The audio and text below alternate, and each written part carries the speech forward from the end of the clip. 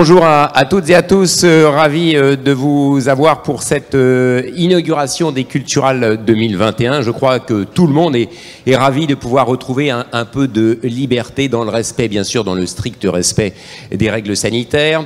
Et l'ouverture de ces 15e éditions des Culturales est un moment important et apprécié par tous, je l'imagine. Le salon de plein champ des professionnels des grandes cultures durera donc 3 jours, 28 partenaires, 300 exposants, 6 pôles techniques pour répondre aux questions des producteurs avec un mot d'ordre, mettre en avant les innovations et les solutions pratiques pour la performance des exploitations et des filières.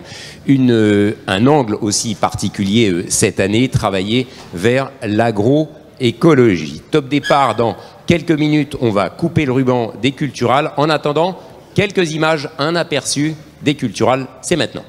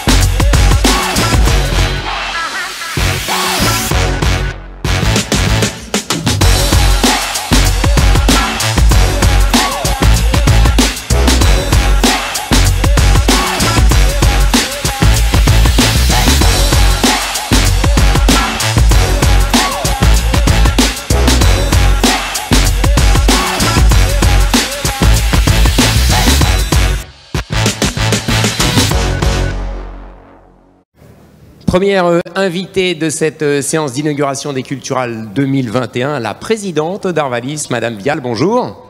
Bonjour. Merci de nous accueillir. Allez, déjà première chose, on est content, un événement en présentiel avec déjà beaucoup de monde ici autour de nous, dans les allées aussi. Ça fait plaisir, voilà, que l'événement ait lieu et qu'on se retrouve.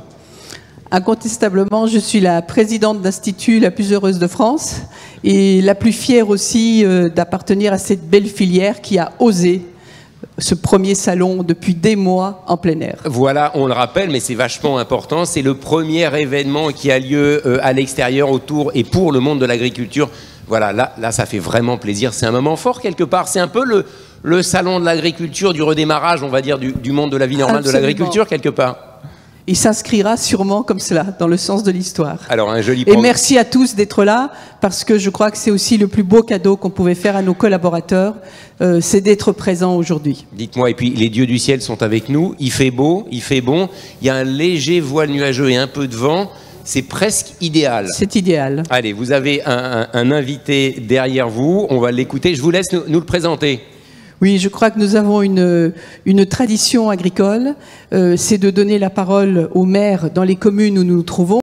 D'abord parce que déjà, nous, agriculteurs, nous sommes très attachés à cette fonction de maire qui vraiment a un rôle très important dans les territoires. Et puis nous allons le voir, Arvalis aujourd'hui, c'est aussi plus de territoires. Donc c'est avec grand plaisir que je remercie Monsieur le maire d'avoir accepté notre invitation. Alain Vanchor, et il a carte blanche. Le maire de Bétheny, puisque nous sommes sur la commune de Bétheny. Je vous remercie de le rappeler. Monsieur le maire, c'est à vous. Monsieur le maire, on vous écoute. Quelques mots, allez.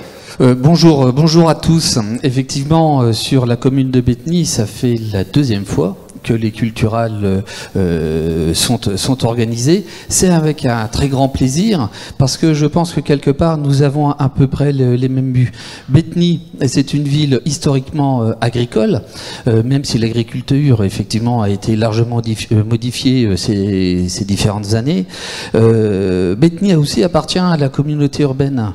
Quand je dis appartient, non, participe à la vie de la communauté urbaine. Et l'agriculture est un élément important de notre projet de territoire. Et effectivement, de pouvoir accueillir ce type de manifestation, pour nous, c'est essentiel. La commune s'est engagée depuis maintenant plusieurs années sur du développement durable. Et avec quel plaisir j'ai pu voir dans les culturales les différentes tables rondes qui vont être organisées autour de ces différents thèmes.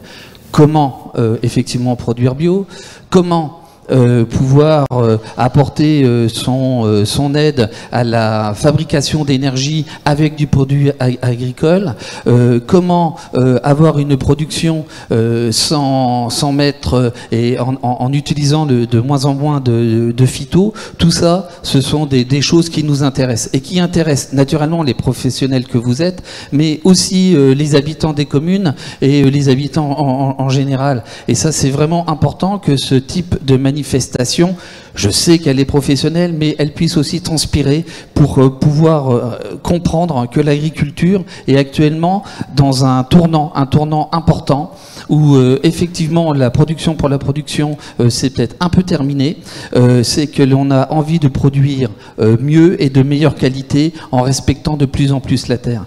Ce qui se passe actuellement sur l'ex-Basse 112, ce sont des éléments importants de recherche au niveau de l'agriculture et même au-delà, et j'espère que nous avons un projet qui pour moi est essentiel, c'est comment produire de l'énergie en consommant moins de CO2, en produisant moins de CO2. En produisant moins de CO2, en donnant aux agriculteurs une nouvelle ressource et en respectant aussi les habitants.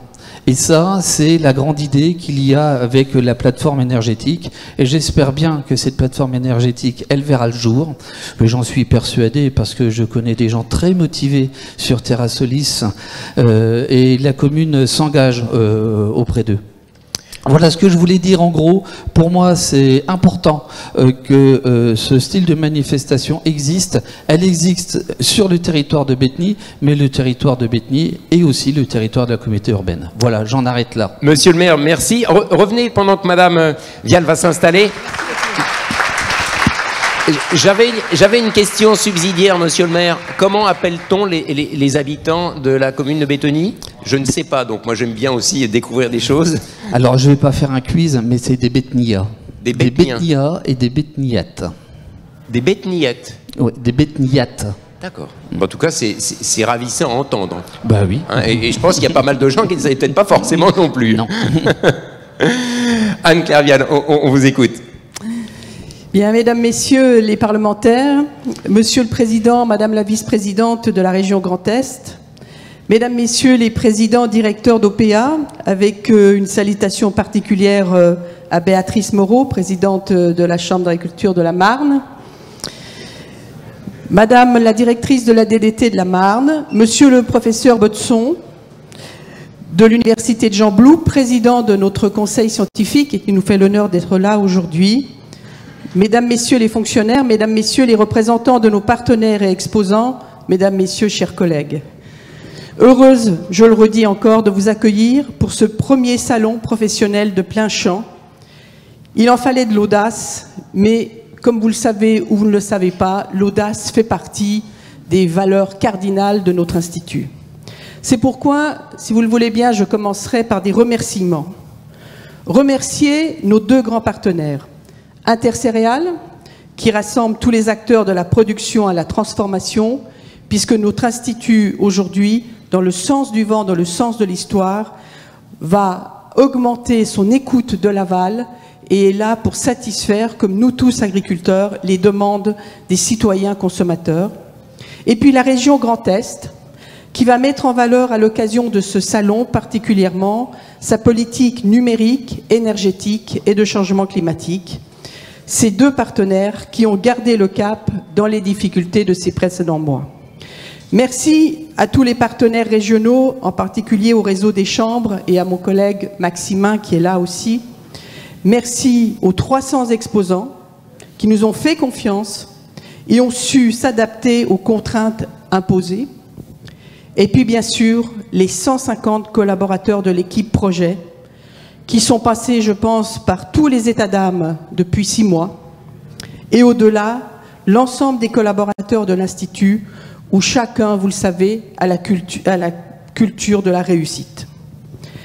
Ces culturales, elles s'imposent face au Covid. Elles font hommage à nos prédécesseurs qui ont écrit avec vision 60 ans de l'histoire de l'Institut, et vous pourrez, à l'occasion de ce salon, découvrir l'histoire de nos prédécesseurs dans un livre magnifique. Ces culturales qui s'imposent face au Covid, elles sont aussi le signe de la capacité d'adaptation de notre agriculture. Et ces culturales qui ont bien lieu illustrent parfaitement notre rôle.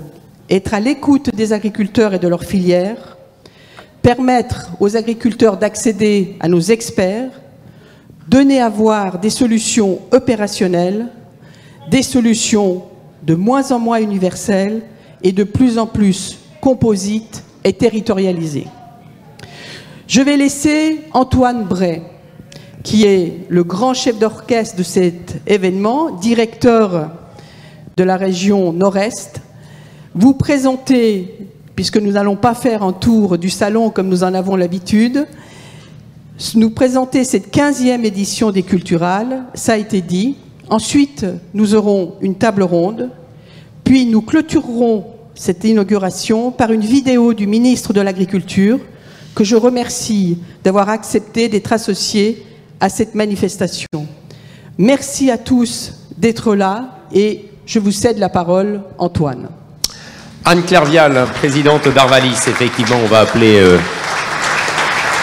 Antoine Bray, qui doit être voilà, juste derrière moi, et qui va donc nous parler, je le disais, hein, Antoine, en préliminaire, on a 6 pôles sur ces culturales, avec des particularités. Il y a quelque chose quand même de transverse, hein, on en touchera 2 mots, bien sûr, c'est la transition agroécologique qui est sous-jacente à tout ça, et c'est important.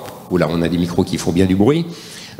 Antoine, on développe ensemble ces 6 pôles avec une particularité, je crois, c'est qu'on va entendre quelques-uns des responsables que vous allez pouvoir rencontrer sous les chapiteaux. Antoine, premier pôle, quelques mots généraux d'abord. Oui, effectivement, 27 partenaires de la région, qu'ils viennent des organismes économiques, du secteur du développement ou du conseil agricole, des instituts techniques, nous ont accompagnés pour bâtir le contenu et la communication technique des Culturales 2021. Au travers de ces échanges, 2 espaces ont été mis en avant. Un espace exposant, et dans lequel on retrouve l'ensemble des nouveautés de 300 exposants, et un atelier technique qui rassemble la communication technique des Culturales. Le maître mot de ces 45 ateliers organisés en 6 pôles, que j'expliciterai après, c'est l'accompagnement vers la transition agroécologique, avec 2 maîtres mots et un fil rouge, l'adaptation au réchauffement climatique et la mise en œuvre de systèmes résilients, durables, économiques, à faible impact environnemental.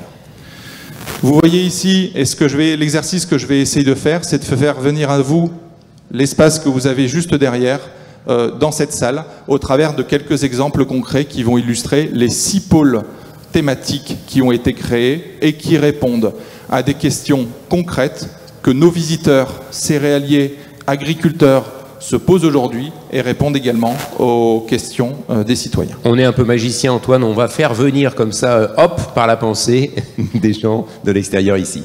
Tout à fait. Donc le premier espace parmi les 6 a été intitulé « Je produis pour la méthanisation ».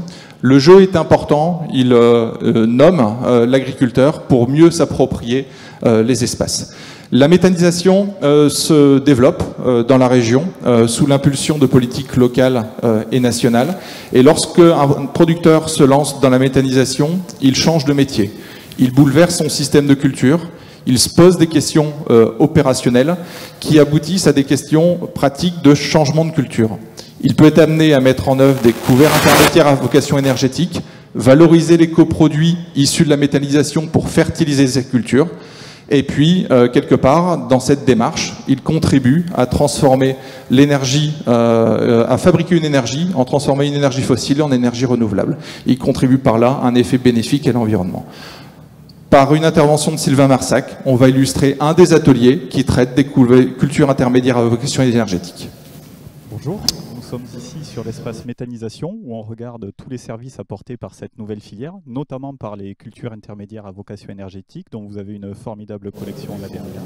On regarde tous les services en termes de désherbage, de maladie, toute l'optimisation des services de l'interculture que peuvent apporter ces nouvelles espèces. Et on va regarder aussi tous les autres services que peut apporter la méthanisation, c'est-à-dire la production d'un coproduit qui va servir de fertilisant, le digestat, ou l'amélioration des bilans environnementaux et énergétiques d'une exploitation. C'est ce que je vous invite à venir visiter sur notre espace. Voilà donc une première invitation à visiter l'espace. On rappelle où c'est? À la méthanisation, l'atelier numéro 1. Voilà. Le deuxième espace s'intéresse aux technologies numériques et à l'agriculture de précision. L'agriculture est foisonnante de nouvelles technologies et pour un producteur, se les approprier peut être compliqué dans un marché très diversifié. Dans cet espace, on y présente des robots, des machines qui vont pouvoir l'accompagner dans sa ferme de demain au travers des technologies numériques. On y présente également ce que pourraient être les machines de demain, dans 5 ou 10 ans, qui sont développées aujourd'hui au travers notre réseau de Digiferm, en particulier la Digiferm de Lorraine. Une illustration de cet atelier au travers un propos de Benjamin Collin. Alors ici, nous nous trouvons sur le pôle agriculture de précision et les outils numériques avec un exemple concret avec le capteur qui a la capacité de reconnaître les adventices dans les champs. Et le fait de reconnaître ces adventices, on va pouvoir traiter spécifiquement une pulvérisation ciblée sur ces adventices et de réduire les intrants de l'ordre de 70 à 90% sur des parcelles en présence de chardon par exemple.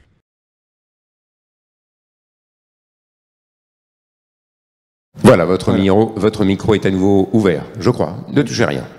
Le troisième atelier s'intéresse à la fonction de base de l'agriculture, à savoir sa fonction nourricière. J'adapte mon itinéraire technique pour des productions de qualité.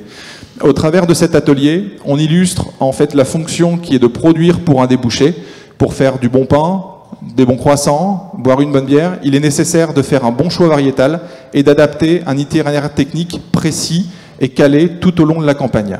Différents ateliers y sont présentés qui vont du pilotage de la fertilisation via des algorithmes numériques ou du choix des variétés pour illustrer les qualités importantes pour aboutir au débouché. Une illustration de ce propos au travers un exemple de dynamique de filière avec une intervention de Franck Soupirot.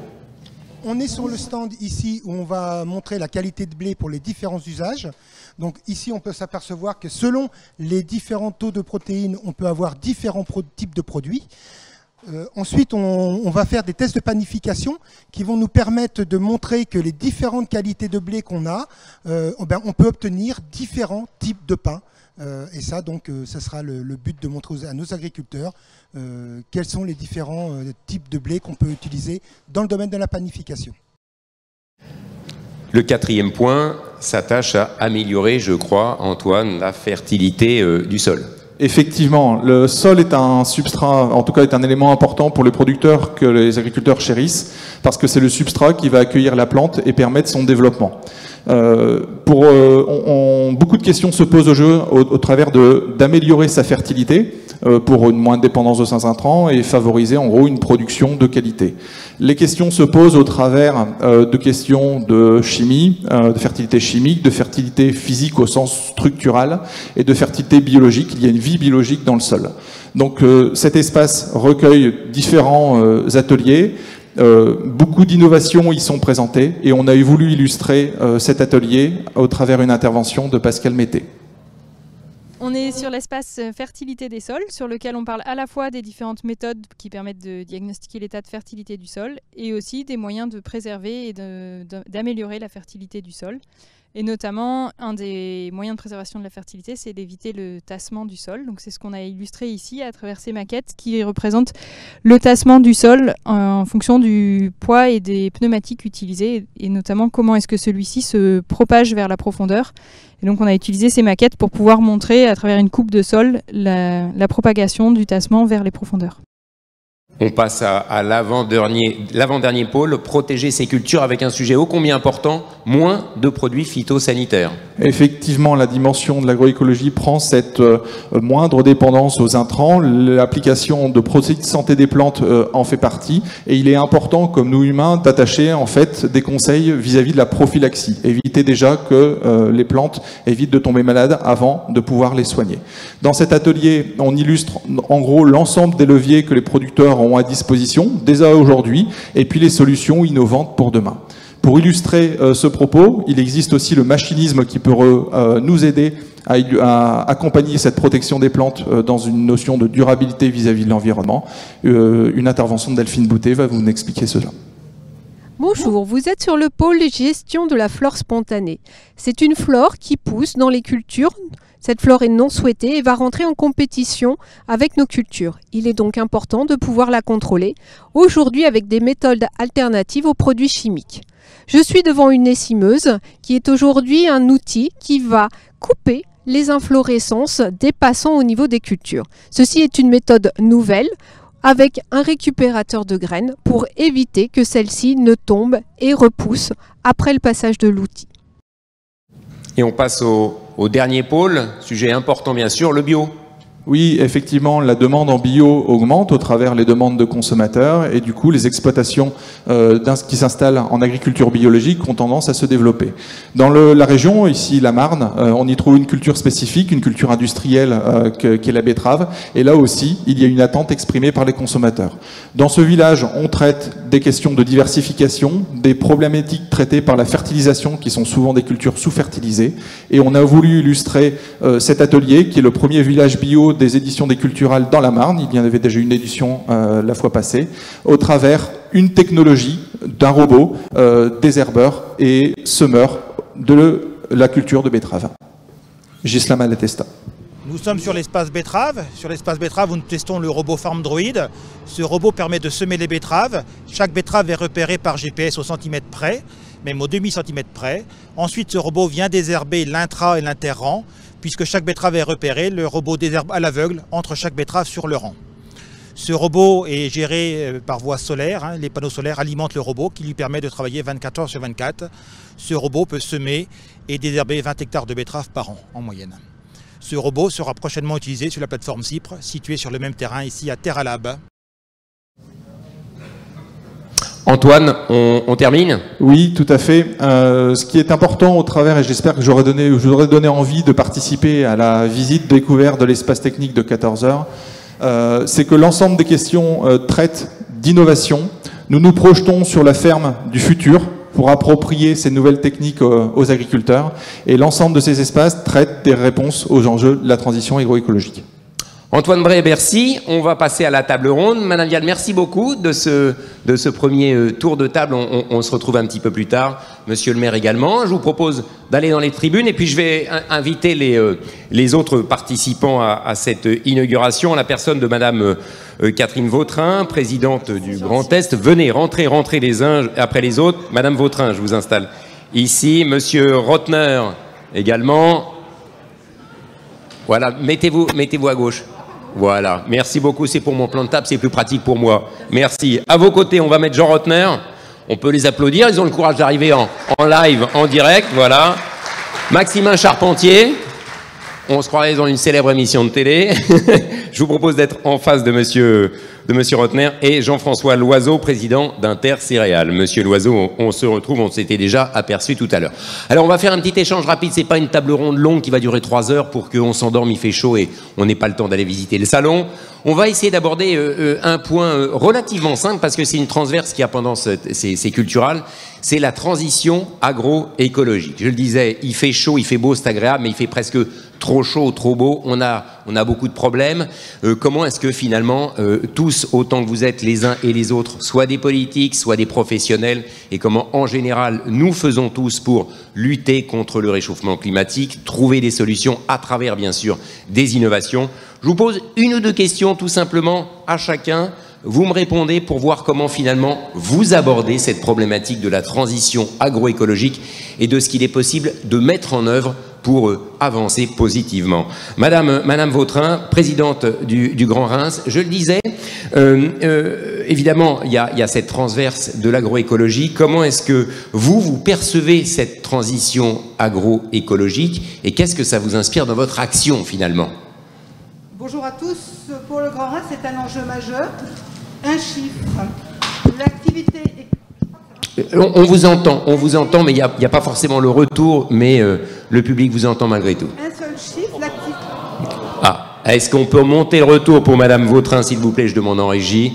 Voilà, essayez de parler un petit peu. On parlait de la région du Grand Reims. Je disais simplement, bonjour Merci. à tous, que pour le Grand Reims, un seul chiffre. L'activité agricole sur le territoire du Grand Reims, c'est un point de plus que partout ailleurs sur le territoire. C'est dire si quelque part l'agriculture est majeure sur le territoire du Grand Reims. Nous sommes, avec les 143 communes du Grand Reims, une particularité. Nous avons deux pôles. Un pôle urbain, une ville de 189 000 habitants, et un pôle rural avec 142 autres communes. Et donc, pour nous, cette transition, elle passe par l'accompagnement en recherche et développement avec l'ensemble de la profession agricole. Elle passe, bien évidemment, sur le projet de territoire. Notre objectif est simple. Nous sommes aujourd'hui le réservoir français de biomasse. Et donc, quelque part, ce que nous voulons faire du Grand Reims, c'est le territoire référent national d'économie décarbonée. Et ça, on ne peut le faire qu'avec les agriculteurs, qu'avec l'agriculture. Et merci à Arvalis de travailler sur les techniques. C'est ambitieux comme projet. Il est majeur pour l'avenir de ce territoire. Nous sommes, avec la région Grand Est, le pôle d'équilibre ouest, et nous avons là des réponses. À un moment où on parle d'évolution de notre économie, nous avons ici les réponses. Nous sommes sur le site de Terrasolis. Avec Terrasolis, on a des réponses en matière d'énergie décarbonée, on a des réponses très concrètes, et c'est là-dessus que nous sommes mobilisés, avec bien évidemment non seulement Arvalis, mais avec les instituts. Je pense à Centrale Supélec, je pense bien évidemment à AgroParisTech, que nous finançons avec la région, et c'est comme ça que nous pouvons avancer très concrètement. Je vous sens enthousiaste, et c'est vrai qu'aussi toute cette innovation aux côtés permet de penser positivement. Vous parliez de la région Grand Est, Monsieur Rotner. Bonjour. Comment est-ce que vous, là aussi un petit peu même question, vous regardez ce sujet de la transition agroécologique? Quel est votre regard? Sur quoi faut-il appuyer pour avancer? J'adore déjà l'enthousiasme de la présidente, non pas du Grand Est, comme vous l'avez dit, par erreur. Pardon, mais du Grand c'est pas Reims. grave. Excusez-moi. Ça s'arrange entre nous. C'est l'enthousiasme. Je sais que la concurrence est rude en ce moment, mais ça n'empêche. On s'entend très bien. Mais on s'entend très bien avec Catherine, et cette entente, elle se traduit sur le terrain, comme avec Maxime, avec l'ensemble des partenaires autour, c'est vrai, de cette économie, non pas du futur, mais de cette économie d'aujourd'hui. Ça veut dire quoi? Voilà, on est ensemble, on travaille ensemble. Ça veut dire quoi pour vous, votre regard là-dessus? Mais ça veut dire qu'au quotidien, le pôle d'excellence dont parlait Catherine tout à l'heure, c'est une de nos priorités, c'est une de nos stratégies économiques, comme d'autres. L'industrie du futur, vous savez, c'était un peu un effet de mode il y a quelques années. Aujourd'hui, on est dans cette industrie 5.0, dans cette agriculture qui se transforme, qui devient vraiment, là aussi, la responsabilité sociale et environnementale que nous avons en commun. Quand je vois que la Chambre régionale travaille en collaboration aujourd'hui avec la CCI, ça veut dire que les acteurs économiques ont tout compris, qu'ils sont complémentaires, qu'ils s'apportent, et nous, collectivités, nous avons à nous poser à leur côté, à les accompagner, à amplifier ce mouvement et à faire effectivement de l'ouest de la région Grand Est en particulier, eh bien, ce réservoir de biomasse, certes, mais surtout cette vision de transformation aujourd'hui d'une agriculture qui se modernise, qui n'est plus simplement une agriculture nourricière, qui se diversifie, qui va vers les énergies renouvelables. Nous sommes la première région en termes d'énergie renouvelable en France. Ça ne se sait pas assez. Ce n'est pas que parler des éoliennes. Aujourd'hui, c'est aussi parler effectivement de la méthanisation, c'est parler du solaire, c'est parler de toutes ces énergies qui sont en train d'arriver, que nous devons canaliser pour qu'elles aient un véritable effet levier. Avec une ambition, celle qui est de dire que ce que nous faisons de bien pour l'économie est rentable, là aussi, pour la planète et inversement. Je crois que c'est majeur, et en tout cas, c'est un investissement lourd, c'est un investissement fort, et c'est une ambition que nous portons. C'est pas que des mots, c'est pas que des postures, c'est une vraie réalité. Maximin Charpentier, vous êtes président de la Chambre régionale d'agriculture du Grand Est. Quel est votre regard sur le sujet? Vous êtes un petit peu, vous, à l'interface entre le monde agricole, la société, les politiques aussi. J'ai envie de dire un peu un trait d'union quelque part. C'est ça. C'est par rapport aux enjeux qui sont face à nous. Si les champs d'agriculture n'existaient pas, il aurait fallu les inventer maintenant. C'est-à-dire qu'en fait, on n'a jamais été autant dans le besoin de conseils. C'est-à-dire qu'aujourd'hui, un agriculteur qui est sur son territoire, il est face à des enjeux qui sont colossaux. Il faut quand même s'en rendre compte, les enjeux sont colossaux. L'adaptation au climat, l'adaptation aux attentes sociétales, qui est d'ailleurs demandée par les agriculteurs, parce que les agriculteurs, c'est pas une secte à part, c'est des gens qui font partie de la société et qui ont les mêmes attentes d'exigence finalement. Mais sauf que eux, ils savent derrière qu'est-ce que c'est les enjeux qui sont derrière, parce que finalement ces attentes-là, parfois c'est facile de dire tiens on aimerait bien une agriculture plus vertueuse, etc. Mais les gens ne se rendent pas forcément compte de qu'est-ce que ça induit derrière. Lui l'agriculteur, il sait ce que ça induit derrière. Dans ses pratiques, dans son travail quotidien, dans son matériel, dans ses équipements, dans son apprentissage, il a finalement beaucoup de charges sur lui pour répondre aussi, on ne va pas se mentir, aux transformations qu'on attend d'eux. Hein. C'est compliqué. Alors autant depuis l'après-guerre, on a beaucoup organisé l'agriculture par filière, ce qu'on a très bien fait et ce qu'il faut continuer à faire, autant les solutions par rapport au climat et par rapport à la neutralité carbone, par rapport à la baisse des pesticides, etc., ça passe surtout par une approche globale et transverse du système d'exploitation. Et ça passe aussi par une approche territoriale dans les solutions. Et c'est pour ça que moi je mets beaucoup d'envie à partager ce projet avec la collectivité, avec la région, avec tous les acteurs, parce qu'à un moment donné, et là le rôle consulaire de la Chambre d'agriculture est majeur, à la fois sur la partie technique, sur cette partie territoire, et là je rejoins complètement Catherine, où à un moment donné, les solutions, elles vont passer par le territoire. Donc comment est-ce qu'on fait pour travailler ensemble? Comment est-ce qu'on fait pour que les filières s'adaptent aussi, et elles le font quotidiennement, mais il faut qu'on soit en phase entre tout ce monde-là. Et c'est vrai que Terra Solis a été un peu créé pour ça, pour créer un peu une instance finalement de partage, d'intelligence collective entre tous ceux qui veulent trouver des solutions à tous ces projets. Donc en relation avec les chambres, avec les instituts, avec les collectivités, avec la région, avec le syndicalisme qui est à l'origine de ça et qui défend aussi un projet d'agriculture. Et donc c'est ensemble qu'on gagnera et qu'on trouvera des solutions.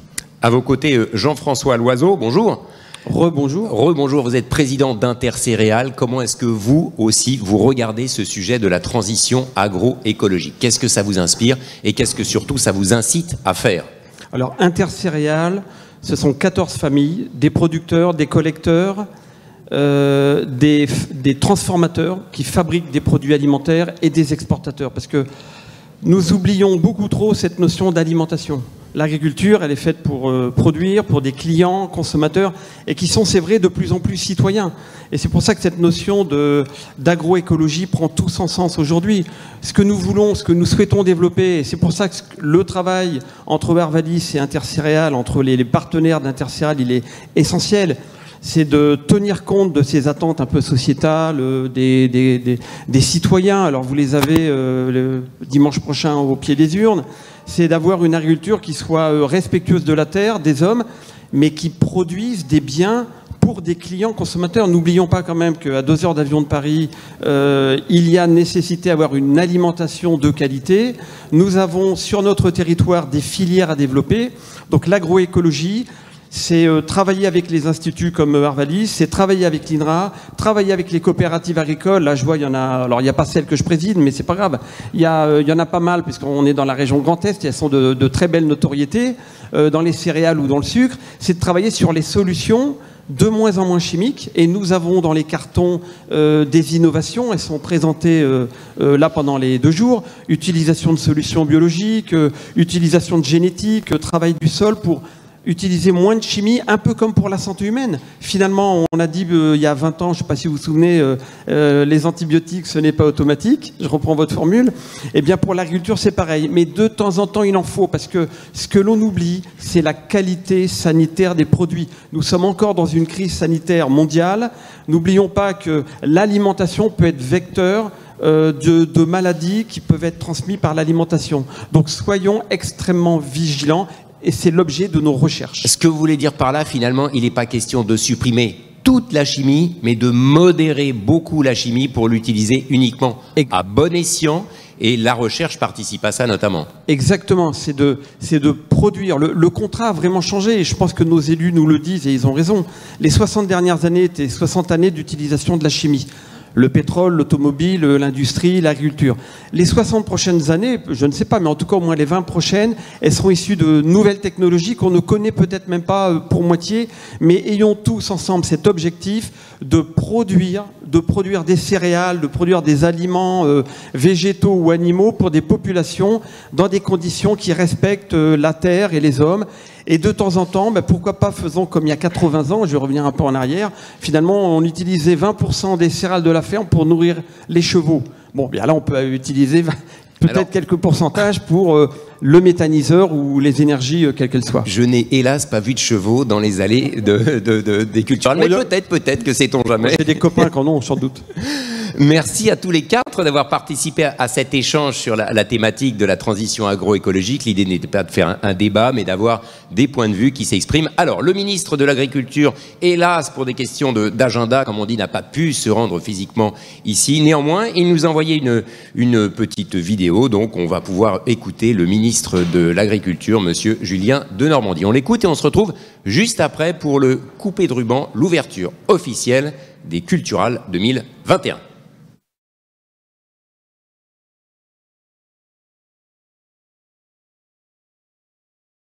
Bonjour à toutes et tous. Je suis ravi de m'adresser à vous à l'occasion de ce salon important pour le secteur des grandes cultures. Cette année, les Culturales permettront d'aborder à la fois les grands défis auxquels notre agriculture fait face, mais aussi les innovations qui permettent d'y répondre. Et je voudrais tout d'abord souligner à quel point votre filière est une filière clé pour notre agriculture. C'est une filière d'excellence. Et cette excellence, c'est le principal défi qui est face à nous. Il s'agit de la maintenir. De maintenir cette excellence tant au niveau du marché national que des marchés à l'exportation, et j'insiste dessus.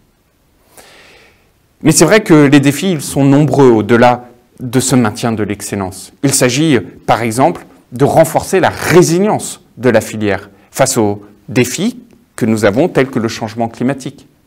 Il s'agit aussi de renforcer la compétitivité de notre filière. Il s'agit enfin de continuer à faire monter en gamme la filière et de toujours faire de la qualité le fer de lance de notre identité. Et pour cela, il va nous falloir continuer à investir massivement et en particulier dans la recherche et l'innovation. Votre plan de filière d'ailleurs le montre bien. Vous avez consacré un axe entier de ce plan de filière à ces enjeux de recherche et d'innovation. Et depuis toujours, nos secteurs, et en particulier le vôtre, sont profondément innovants et à la pointe de la technologie. Cela n'est pas suffisamment su. Il faut le dire, il faut le mettre en avant. La France possède une grande expertise sur tous ces sujets de recherche et d'innovation, grâce par exemple à l'INRAE, bien sûr, mais aussi grâce aux instituts techniques comme Arvalis, dont je voudrais saluer la qualité des travaux. Votre recherche agronomique, son potentiel, ses atouts et ce qu'elle peut permettre à notre force agricole sont autant de sujets sur lesquels il nous faut capitaliser et il nous faut renforcer. Cela fait au final une partie de notre force, j'en suis convaincu. Et c'est bien grâce à la recherche que nous parviendrons à relever les défis, notamment des transitions qui sont en cours. Prenons le défi environnemental. Les transitions, elles sont en cours, elles sont là.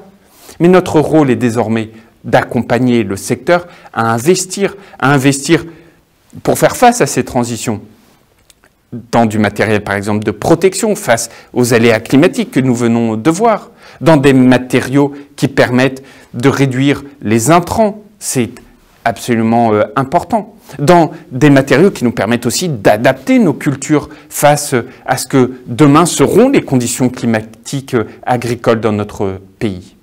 Et c'est pour ça que dans le cadre du plan de relance, j'ai souhaité que des montants importants soient dédiés à l'investissement dans ces matériels. Je pense par exemple à la prime à la conversion des agroéquipements, plus de 210 millions d'euros, qui d'ailleurs, cette enveloppe a rencontré un très vif succès. Mais je pense aussi à d'autres financements que nous avons mis en place pour financer la recherche dans la nature même du matériel qui ensuite peut être proposé aux agriculteurs. Et puis au-delà de ces investissements que nous portons dans le cadre du plan de relance, il y a également la question de la recherche, et en particulier la recherche variétale, sur laquelle je voudrais dire un mot.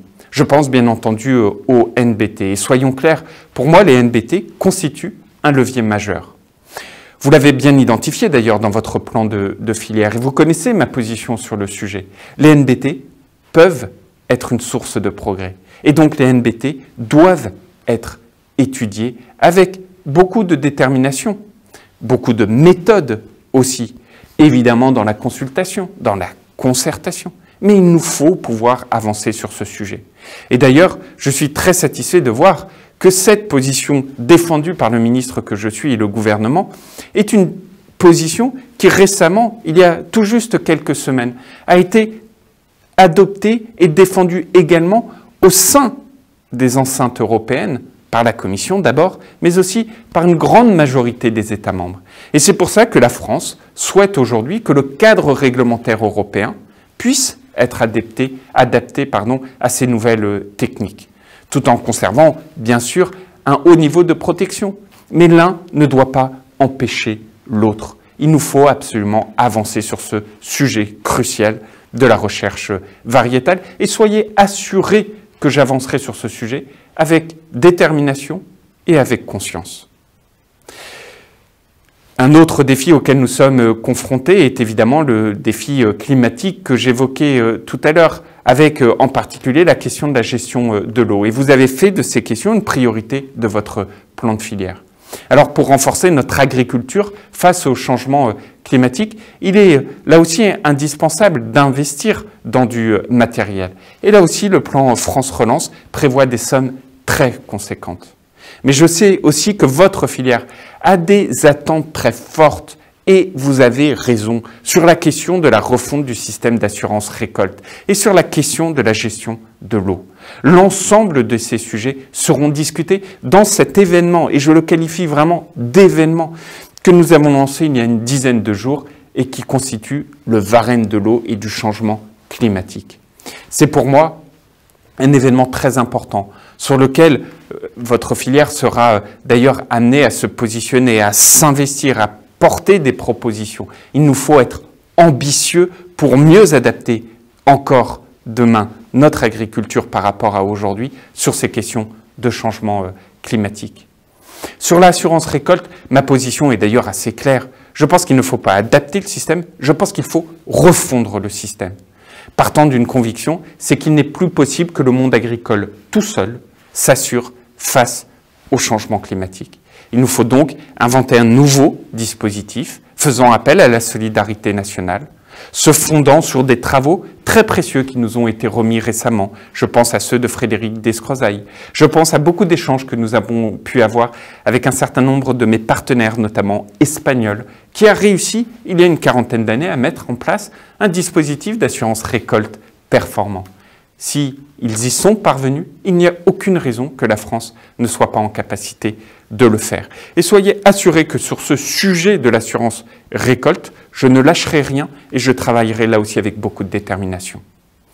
Enfin, votre filière doit également continuer à relever d'autres défis, et notamment la question de la qualité. Moi, je crois profondément à la force de notre modèle agricole fondé sur cette qualité. L'agriculture française est une agriculture qui produit et qui exporte. Cela est nécessaire, c'est la compétitivité de nos filières. Mais l'enjeu de la compétitivité coût, elle ne doit pas non plus faire occulter un autre enjeu de compétitivité, dit hors coût, qui est la question de la qualité. Parce que ce qui est synonyme aujourd'hui, notamment à l'international de notre agriculture, et pas suffisamment à mes yeux vis-à-vis du consommateur au sein de notre pays, ce qui est synonyme de notre agriculture doit être la question de la qualité. Alors pour ça, il nous faut renforcer notre marque de fabrique qui est cette qualité. Nous devons la faire perdurer. Nous devons investir massivement dessus. Nous devons permettre de qualifier cette qualité, qu'elle soit une qualité nutritionnelle, une qualité environnementale. Et c'est à mes yeux absolument important. Et soyez sûrs, là aussi, que je serai à vos côtés. Les transitions que vous menez, elles doivent au final s'accompagner d'une création de valeur. C'est à mes yeux extrêmement important de parler compte de résultats des agriculteurs. Et c'est vrai que la recherche, c'est vrai que l'innovation peuvent être des sources de création de valeur et il nous faut absolument œuvrer en ce sens. Et puis au-delà, il y aura évidemment d'autres questions et notamment des questions de régulation comme ce que doit permettre la loi Egalim pour une meilleure rémunération des agriculteurs.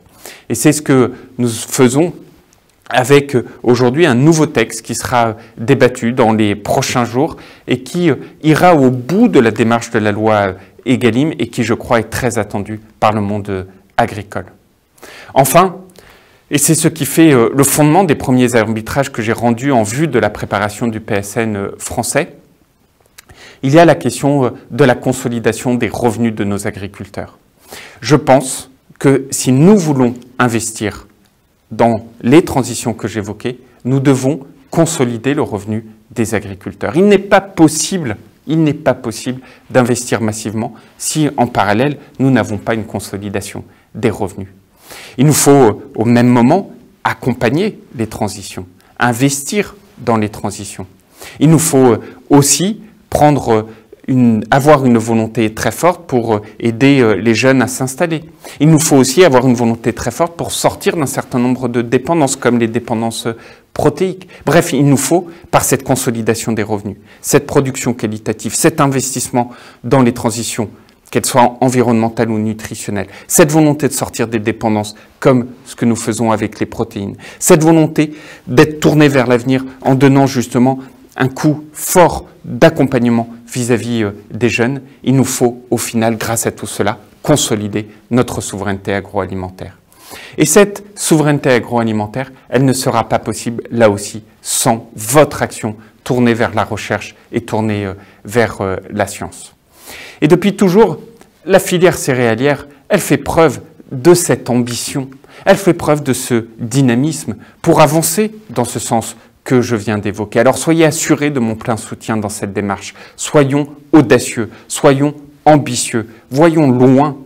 N'ayons pas peur des défis que nous avons à relever. Faisons-le avec méthode, avec science, avec raison, en mettant un socle économique dans tout ça, en parlant à la fois compte de résultats, création de valeur économique, mais aussi création de valeur environnementale ou de qualité nutritionnelle. Vous êtes les acteurs de cette transformation, vous êtes les acteurs de cette consolidation de notre souveraineté alimentaire et je suis à vos côtés. Alors je vous remercie pour vos travaux et je vous dis à très bientôt.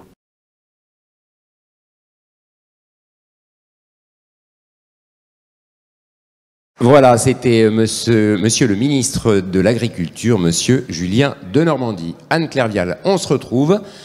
C'est presque l'heure d'ouvrir officiellement les Culturales 2021. Oui, eh bien, écoutez, d'abord dire merci à monsieur le ministre et lui dire que nous réussirons, lui et nous, si dans les 10 ans qui viennent, nous ne perdons pas d'hectares dans nos productions agricoles et si dans les 10 ans qui viennent, nous remplaçons un agriculteur sur 2, puisque c'est bien cela le challenge que nous avons tous devant nous. Et à ce moment, je vais vous donner un chiffre que vient de me dire dans l'oreille Antoine. Vous savez que nous avons une jauge à 5000 jours et nous avons déjà 4000 chargements visiteurs. Donc ce premier jour, pour l'instant, Antoine, cher Antoine, c'est déjà un succès. Hein? On applaudit Antoine. Voilà. On va jouer à guichet fermé pendant les 3 jours. Et puis un dernier mot, à l'occasion, voilà, juste avant de couper ce ruban virtuel, remercier le préfet de la Marne, monsieur Pierre Engahan. La première fois nous l'avons rencontré avec Maximin, il a dit « Une manifestation de cette importance doit se tenir ». Tout était dit et nous sommes arrivés au bout de cette démarche. Donc merci aux services de l'État qui ont accompagné nos équipes dans cet exercice difficile d'un salon ouvert en période Covid. Merci voilà. À eux, on les salue, on peut les applaudir. Alors, on n'a pas un coupé de ruban en présentiel où on se touche réellement, on l'a fait d'une façon un petit peu différente aujourd'hui à cause de ces satanées règles sanitaires qu'il faut respecter encore pour l'instant, Anne-Claire.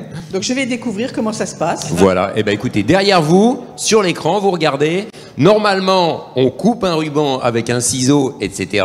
Là, on va le découvrir en régie. Ils vont lancer ce petit magnéto pour voir cette coupure du ruban, cette ouverture officielle. C'est parti.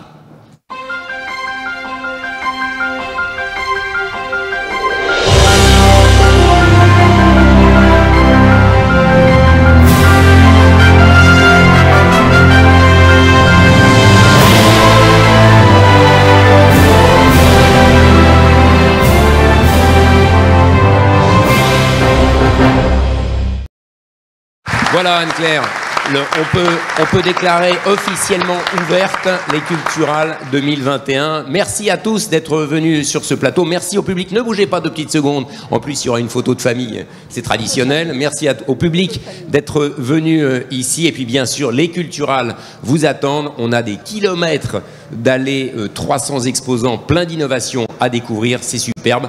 Merci. On se retrouve très vite pour de nouveaux programmes.